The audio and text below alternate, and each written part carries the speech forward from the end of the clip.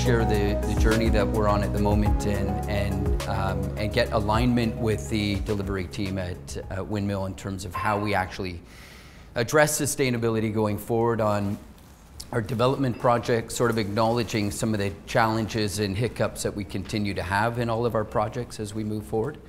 So hopefully it's going to be a little different to what you've seen so far. It's not quite as technical, but hopefully it'll give you an insight into some of the challenges that we face trying to apply sustainability. Just a little bit about Urban Equation and Windmill. So on the left, Urban Equation is a sustainability consulting firm working in real estate, mostly with projects here in the GTA and Ottawa and a few others across the country. We work primarily at a strategic level, trying to introduce and embed sustainability into large-scale projects, but we also do, project like lead consulting at a building level as well,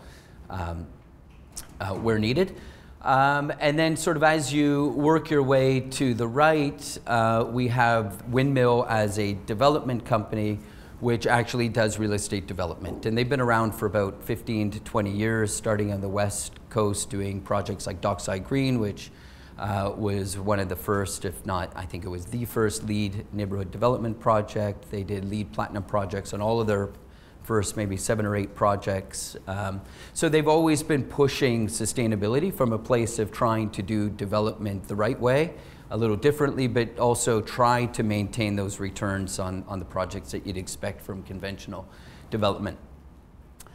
Recently, with a partnership with Epic Investments, Windmill has partnered with Epic to create the OPL Fund. And so that becomes sort of a financing tool to support the development of many of these projects going forward. So it's an investment fund with a series of metrics around sustainability that's trying to drive greener development going forward. So I thought maybe I'll start with One Planet Living in terms of the sustainability framework that we use. So maybe before I do, so I'm kind of wearing both hats. Just to be clear, I sometimes get confused. Am I up here talking from an Urban Equation perspective or Windmill? But as mentioned earlier, the work I do sort of sits in Urban Equation, but one of my main roles is making sure that Windmill Developments can deliver on its sustainability consultant. So that's who I'll be wearing that hat for the next 15 minutes or so. So One Planet Living is both a sustainability framework and a philosophy, as well as an endorsement tool. It stems from an organization called Bioregional in the UK, and we like it as a sustainability tool because it includes 10 principles that really touch on all aspects of a project, of life, etc. Its vision is where people live happy and healthy lives, so I think everybody can sort of relate to that within the ecological limits of our one planet. You can see the 10 principles on the right, so we actually use all 10 of those principles in the development of our sustainability plans and work to make sure that we're really thinking as broadly and holistically as possible around sustainability as we develop the plans that will get implemented on our various projects. It's also unique in the sense that it goes beyond just design and construction, and it's intended to cover both operations and sort of the community and programming and engagement piece of a project as well, which is unique, but also it forces different conversations internally around how do we make a difference in our projects? How do we potentially touch on the residents that will eventually buy these units? Is there a way that we can encourage them to continue this journey around trying to get to one planet living lifestyles, minimize their impact, and so on. So there's only so much we can do from a design and construction perspective. So how can the residents of these buildings in the future continue that journey? Yeah, as I mentioned, it's got the 10 principles on the right that you can see. So one of the things that we have decided internally is, how do we validate sustainability going forward? So the One Planet Living framework is pretty broad, and as you can imagine, there's no sustainability program or certification framework that covers all of it. One Planet Living is unique in the sense that you develop your own plan, so you can customize your approach to sustainability and then convince them that you're going above and beyond perhaps national best practice to demonstrate leadership. Of course, we also aim for the Toronto Green Standard Tier 2, and all of our projects certify also to LEED Platinum and or the Zero Carbon Building Standard, depending on the project. And then so we, over the last year, I would say, we've tried to figure out how do we actually deliver this, because it sounds good and the LEED framework gives you all sorts of points that you can achieve and all of the requirements, but again, as I mentioned, it doesn't really take us the whole way. So we have developed an internal impact standard that pulls from the LEED rating systems to make sure that if we do all of those things, we should get to platinum. It includes the zero carbon building framework requirements as well. So if we do all of those, we should be able to certify to the zero carbon building standard as well, should we want to. And then of course, version 4 of TGS Tier 2, it's all baked into there as well as the Ottawa High Performance Development Standard as well, which is new. So we kind of throw all of those things in there and then we try and sift through them and make sure that we don't have the same potable water requirements mentioned 4 times, only to confuse the consultants and the design team. So we've spent a little bit of time trying to make sure that we can articulate this as clearly as possible to those that are going to help us deliver these projects.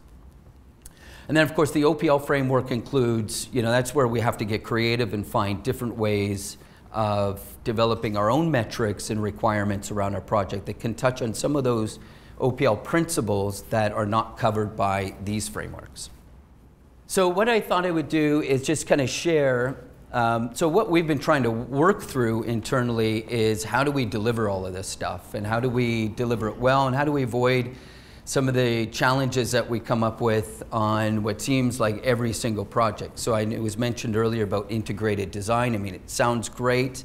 We have a lot of these meetings up front in projects and then we find out later that maybe somebody didn't read the requirements like we thought they had, or maybe they didn't quite know how to deliver like they said they had on previous projects, and we keep coming across these same issues over and over again. So the next few slides are really just intended to get some alignment with our delivery teams to make sure, are we asking the right questions at the right time? Are we engaging with the design team and ourselves at the right time to make sure that we put to bed some of these requirements that seem to pose problems later on.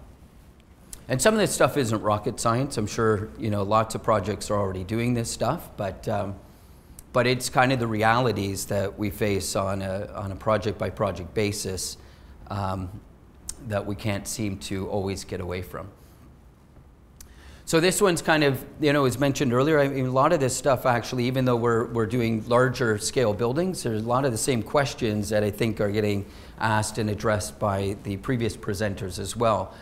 So again, we got to figure out where we put our buildings and have to have an honest conversation early enough, because if we don't put it in the right place, pretty quickly some of our requirements become difficult, if not impossible to meet. So you can think LEED Platinum, for example, if you don't have the right location, you've just made Platinum a lot harder on yourself and potentially that much more expensive. So that's something that sort of is coming up after the fact, is, the partners are like, okay, well, let's buy this land and put this project there and commit to LEED Platinum. And then we're like, okay, well, that's going to be a little different now, achieving that, than maybe it was on the previous projects. And a couple of other things that, as we get into concept design that we do on our projects, one is identifying priorities, or what we call big moves, which really are intended to highlight what could we do on this project that's different to, say, the other projects that we do. And this informs marketing, but it also acts a bit as a sort of North Star for our project. So this is where we might identify carbon, or maybe it's access to nature, or maybe it's mobility, or maybe it's healthy living, for example. So these areas get developed early in the project so that we can identify what we think is important to the site and the project's context. And then they'll go all the way through in terms of supporting marketing for the project as well. It also allows us to think, okay, maybe this is an area that we've not yet done anything in, and what can we do here to demonstrate best practice? Where can we go from a leadership position? Do we know what leadership looks like in this space? And if not, let's define it and figure out how far we can go. And then as we go through that process, those things can then get fed back into the impact standard later. Something else we've just been talking about just in the last couple of days is, are we working with the right consultants? And what are they doing from a sustainability perspective themselves? Have they made corporate commitments? Are they delivering on these things? They may have lots of experience, but are they walking the talk as an organization as well? So we're starting to look at embedding criteria into that RFP process to make sure that we're not just finding qualified consultants, but making sure that they're actually support the journey I think we're all on in terms of minimizing impact. Mobility kind of sounds obvious, but again, this is a good example where even today we're looking at underground or bicycle parking and what's been allocated by the architect. And on almost every project, they've not put in enough that met what is in our own impact standard, even though they would have had a copy of that for months. So, how do we communicate that? How do we make sure that they understand those requirements early enough? How do we deliver on some of the increasing bike parking requirements? In the city of Ottawa now, it's based on the number of units, the number of bedrooms, for example, as opposed to just the number of units. So we're starting to see that double the bicycle requirements. And then, we had our cost consultant speaking earlier. You can imagine the cost and the challenge of paying for that with underground parking no longer being available to be sold, but now may need to be dedicated to parking. And those are questions that have to be answered early enough because they inform the pro forma of the project. And we're finding out a little bit later than we'd like exactly what the impact of that might be. And then, the flip side of that is what partnerships could we be striking with other organizations that can maybe through car share and bike share and scooters and so on, drive down some of those parking and bicycle parking requirements as well. This is where things get a little bit more interesting. And again, there's probably nothing here that looks surprising, but the sustainability charrette is, I guess, something probably everybody does and we've been doing for years, but just trying to make sure we dive into the detail so that people are not just nodding that, yeah, I get it, yeah, we can do that, but really making sure that they understand the requirements in detail so that we can have the confidence that we will deliver. Something we are also looking at doing for the first time is having an internal charrette. So what about all the stuff that we should be doing? Windmill. What about marketing and communication, and what did they need to deliver later in the project? Have we thought about those things early enough? Sometimes those things fall through the crack because we worry so much about what the consultant's doing without thinking about what our own responsibilities are that we've committed to. Water and carbon. So carbon, we're looking at a different process that we have just started yesterday, and which is starting to sit down with the right people around the table to think maybe over a couple of workshops, how do we make sure they understand how we meet our carbon targets? So working with EQ Building Performance, they've outlined window to wall ratios, and all of the technical details that we need everybody to understand and get on board with really, really early in the project. And then the next meeting will be for them to come back with their solutions and strategies as to how they can help us meet those targets. And the same thing with water. Again, it's surprising, but stormwater and then potable water reuse seem like simple concepts in some ways, but we're finding everybody sort of gets into their silos again, and we don't have enough conversations happening across disciplines to make sure we really understand, can we meet those targets that we've set. So in other words, if we want to use rainwater to flush toilets, we need to understand how much stormwater needs to be captured. How's that? And then of course all of that has impacts on our pro forma as well. So finding out later like we do on some projects, then the construction managers and our delivery teams are like, well, I think that boat sailed. Sorry, we're already over budget, so we're not adding that one in. So we want to have those conversations earlier so that we can inform that budget a lot sooner and make sure that there's no surprises. Same with interior design. We sometimes sit down and we send all the information to the interior design team early in the project. A good example is low flow fixtures and toilets. 12 months later, we're still having the same conversation about whether the toilets or the faucets or showers are actually meeting the requirements that we set and we shared 12 months earlier. So there's something sort of missing there where we need to make sure through earlier conversations that everybody really understands what we're trying to achieve, and we're not trying to figure out how we meet some of our low emitting material requirements way later than what we should be doing. And then of course diving into those big moves and priorities I mentioned earlier becomes an opportunity to really see how we separate a project from other projects. What can we do different or better? And then just a couple more here. We heard about trade. So earlier, and you guys and girls are essential to helping us deliver on these projects. So as early as possible. In fact, we are starting to sit down with the construction manager way earlier than this to outline what our requirements are. But then also, what else could they be doing? Are they measuring carbon on site and their own impact? Are they measuring the use of water? How are people getting to and from the site? Can we support local businesses maybe by offering some sort of discount for lunches? And how can we influence their role in this project as well? So again, it's not just us from a design perspective and maybe construction on the project itself, but can we influence behavior beyond that?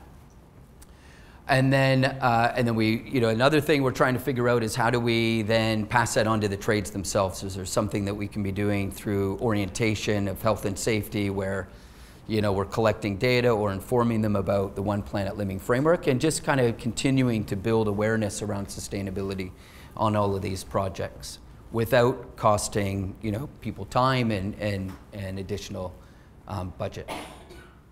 And then the last one, which I think is, it's maybe one of the more fun ones, which is, most of the time when you're building condos, you just want to get out and you want to just close the deal and deal with all the deficiencies and then you're gone. What we're trying to look at through eco-footprinting is we know how to minimize our impact on the project, but we also know to get down to, say, a notional One Planet Living lifestyle that requires people to change their behavior to some extent. And so how can we sort of pass that message on to them as well so that the occupants of the building that are moving in or renting from somebody else understands what it is we're trying to achieve with this building, understands kind of the message, what they're moving into in terms of the values of the project itself, and can they help us continue that journey? So we haven't figured that one out for sure. Because we're not often there long enough after the project to know what sort of impact we've actually achieved. But that would be pretty cool to find out. Like, have we managed to change behavior through a project, and can we measure that? And then I think I just have an example of one of our projects in Ottawa. This is just an example of some of the big moves in terms of looking at the ecological footprint. Specifically for the building and the use of CLT on this project, interior spaces, because this is going to be adjacent to an event center that's owned by the community. But also in this case, how do we actually try to get other people bought into our vision, again, in terms of the consultants, the trades and so on, to sort of have a broader influence than what we would typically worry about. And I think that's those in a little bit more detail. So this is kind of pulled from a preliminary plan that just is intended to give a sense to the municipality, hey, look at what we're trying to achieve on this project, and then the workshops themselves dive into the details. So anyways, that's it. So hopefully there's something in there for you, but thanks for listening.